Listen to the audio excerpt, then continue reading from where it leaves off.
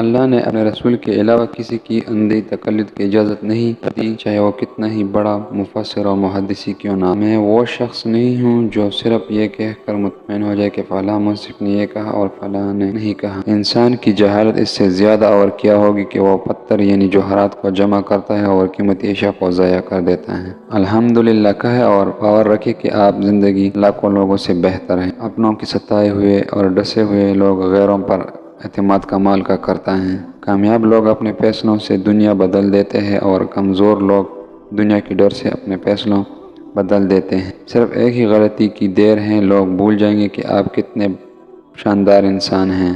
سہنے والوں کو اگر صبر آ جائے تو کہنے والوں کی اوقات دو کوڑی کی رہ جاتی ہیں۔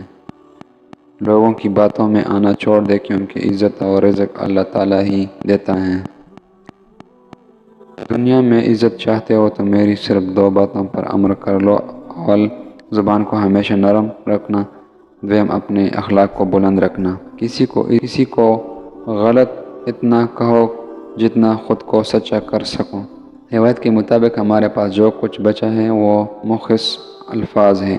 ہم پر منحصر ہے کہ ہم ان کے کیا معنی تلاش کرتے ہیں۔ آپ خدا کو جانے بغیر اپنے انسان ہونے کا راز تک نہیں پہنچ سکتے۔ اگر تکلیف سب سے بڑی نعمت نہ ہوتی تو اللہ اپنے سب سے